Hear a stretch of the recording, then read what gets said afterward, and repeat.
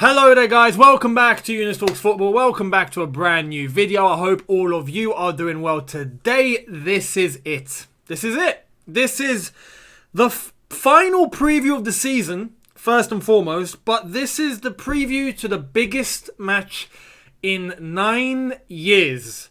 It's the preview to the Champions League final, and I'm still flipping, biting myself. I can't believe Chelsea are in this fixture. I can't believe we're playing a Champions League final tomorrow. It hasn't hit me. Actually, I think it's hit me now. I think it's just hit me. All of a sudden, I'm feeling very, very nervous. I almost feel sick. Sick in a good way. But I've just got this feeling here. I can't stop thinking about the game. We've still got over 24 hours. I don't know how any of us are going to sleep tonight. It's going to get crazy. But tomorrow is D-Day. Before we get into the nitty-gritty and what's going to go down tomorrow and how I would approach this game, I want to let you guys know today's video is brought to you and sponsored by the OneFootball app. Yes, you've predicted that because I've done it before. Well, it's back now. Make sure you check out the OneFootball app. Link in the description. You can find anything that you need to find in relation to Chelsea or your team if you're not a Chelsea supporter. Worldwide, not just in England or Europe, but anywhere in the world. If it's football related, you will find it on the OneFootball app. So make sure you download the OneFootball app. Check out the link in the description and enjoy. Now, this is crazy. This is absolutely insane. I'm so nervous. Apologies if my words today are going to be fumbled, but I'm just going to roll with it and keep it real because I think that's the best representation to show how all of us Chelsea fans are feeling right now. I'm bricking it. I'm absolutely bricking it. What's in my mind? I've got like an angel and a devil. I've got a devil telling me, "Oi, Younes, what if you lose? It's all going to go away. What if you lose? What if Man City actually win? Oh, you done all that for nothing, hey?" And that's just making me nervous. And I've got the angel going, "We're so close. We're so close. We're going to do it. We're this close. We're this close to becoming champions of Europe again." I can't believe I'm saying those words. Champions of Europe again. I mean, that's the dilemma in my head right now. And I think I speak for most when I say most of you are feeling the exact same way as I am right now. This is going to be one hell of a fixture. One hell of a game. And let me tell you, I'm not really looking at past performances. On the lineup, I kind of have looked to the past, but in terms of how to really approach this game, it's different gravy. It's different gravy. You can't be paying too much attention on the FA Cup semi-final where we beat them at Wembley, the league game at Man City where Marcos Alonso nicked the winner in the last minute. We can't be looking too much at that. You can to an aspect, to a certain degree. Just maybe for the fine details in terms of player on player, in terms of, defensive attributes, offensive attributes, little things, but not the overall vibe, because let's have it right. The truth of the matter is, the winner tomorrow is going to be the team that wants it the most. Simple as that. It's a final.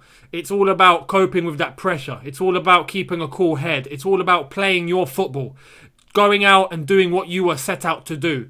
And with less pressure, you're able to cope with that much better. But with a magnitude of pressure like this, where it's the biggest club football match in the world, right? It's the Champions League final. It doesn't get bigger. It does not get bigger. A bigger match than that does not exist on this planet.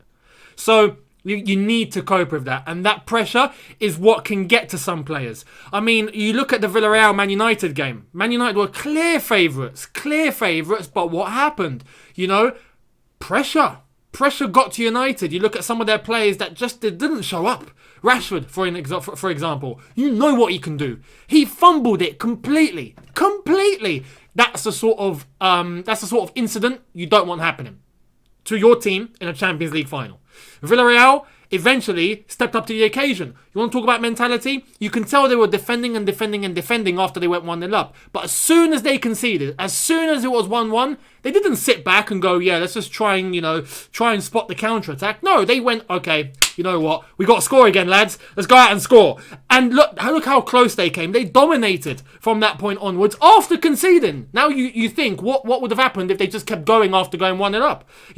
But they had the mentality to claw themselves back up and go for it. And they did. And that is what it comes down to in a final. Albeit that went to penalties, but Villarreal really should have won at least an extra time. With this game, it's two teams, as I said yesterday, where it matters most. It matters most. For Chelsea, this would be history. A second Champions League. For Man City, it's their first appearance in a final. This is new territory for them as a club. At least we've got Petr Cech, who's going to be there. He's like, I've been here before, lads. I know what it's like. Man City don't have that. It doesn't exist in their team, if I'm not mistaken. Unless if they've got players that have been. I'm trying to think. I don't think they've got a player that's been in a Champions League final before. But that's it. So it's about who copes with it most here. Tuchel, we've got experience, thankfully. The fact that he was in a Champions League final last season. Thiago Silva, he was there. Aspi hasn't played a Champions League final, but he came just after we'd done it. So hopefully his experience of being around players who were winners and that won it and that were there is going to help us. And, I just hope that our players step up to the occasion. Now, if we're talking in terms of how to approach this game, I think it's safe to say that it would be a mistake to just try and sit back. Because that would be giving the game to Man City on a plate. The way to beat Man City clearly is to try and take the game to them, which PSG failed at. They couldn't get the ball, they couldn't keep hold of the ball, and that is what you want to do against City. You want to put them on the back foot, because once you do that, you put pressure on their defence, and that's where they crumble. They are a team that are able to take the ball, keep possession, and keep pressure away from their defence. And that is how they defend so well. I mean, albeit, don't get me wrong, Ruben Diaz, has been fantastic. John Stones has improved a lot. But they are protected in terms of the attacking talent that they have in front of them, that are able to take the games by the scruff of the neck and keep them at bay.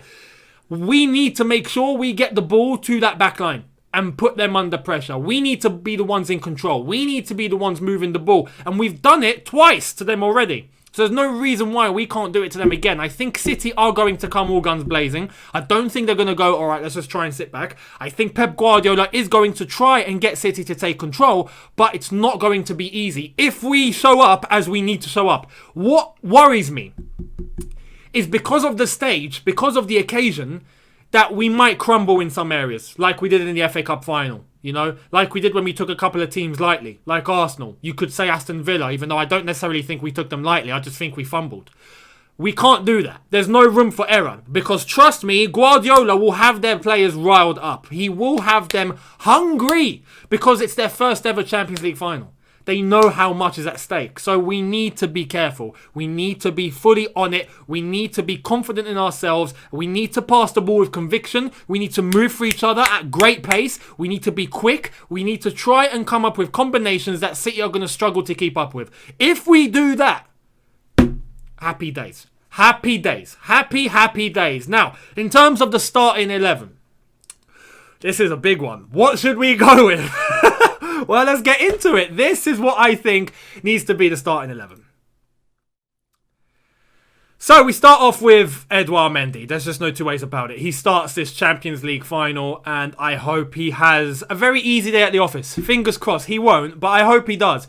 We move into the back three, and look, I do not want to see Aspi at right wing back. Simple as that. For me, he starts at right centre back, and his centre back compatriots have to be Thiago Silva and Antonio Rudiger. That is just our solid back three. Simple as that. I think the first man to beat on that right hand side needs to be Reece James, not Azpilicueta. Certainly not. I think Reece James and his threat going forward is what we need as an extra, addition on how to beat Man City tomorrow. Because the last few games where we've seen Reece at right centre-back, as good as Aspi is, we just haven't had as much conviction on that right-hand side where he can bomb forward as mad as Reece James can, where he can ping in those solid crosses that we know Reece James gets to an absolute T. Azpilicueta, bit 50-50.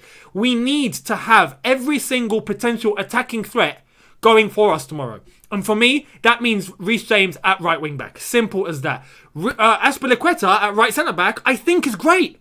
He doesn't need to run as much, but he's solid and he knows how to keep players at bay. So I fully trust Aspie. I don't have a case in my head going, oh, you know what? No, I think Reece is just better than Aspie at right centre back. No, I think Aspie's a solid centre back. You know, a solid right-sided centre back. Put him there and let Reece James do all the hard work on that right-hand side. Please let him do that work. So I'm hoping this is how it's going to set up and how Thomas Tuchel's going to go with it. I'd go with Ben Chilwell at left wing back. No two ways about it. He's been very, very good. Very, very, very good. And he just needs to continue this. I think in terms of defensive stability, we know what Ben Chilwell can bring us. And offensively, he's improved. I really, really am looking forward to seeing how he's going to contribute tomorrow. And I hope he doesn't have a bad game. Fingers crossed he steps up to the occasion. That would be my, you could say, back five. Or the back three and the two wing backs. Now, we move into the double pivot. This is where it gets a little controversial. I am going with N'Golo Kante, and he is fit. He is. He's trained. Havertz is trained. Mendy is trained. Everyone looks like they're going to be ready, so it's cool. They travelled out to Porto. Everything's looking lush. So I would go N'Golo Kante. He's going to be vital for us tomorrow. Vital. Vital, vital, vital. And his experience is going to be key because don't forget, he's played a World Cup final. Was he in the World Cup final? I'm sure he was. He wasn't injured, was he? Surely he did. No, surely. Or did he not play? I need to go back. But anyway, he won the World Cup. So that experience is going to come in very, very, very handy tomorrow. N'Golo Kante, though, we know what he can do. And as long as he's not injured and as long as he's not hurt, he is world class. We need him. So I go with N'Golo Kante. But next to him, again, I'm kind of going to experience. Someone that's done it. Mateo Kovacic. Now, his time at Real Madrid, again, is going to come in handy for this occasion. And on top of that, I worry, if it were me, just on a footballing sense, I'd pick Jorginho. I think Jorginho kind of needs to be there. But what I don't need to see is him lose his head at the grandest stage of them all. We saw his last few games where pressure was on, including the FA Cup final, and he fumbled. He absolutely fumbled it. I can't have that. I'm quite certain with Kovacic, we're going to get a good game from him. A very, very, very good game. Especially alongside Kante. I think Jorginho's attributes in terms of moving the ball quick and getting into the spaces and picking out some passes, I think it's class. But we need mentality tomorrow, man. We need men who are going to step up and not make any mistakes. And I worry about Jorginho at the grandest stage.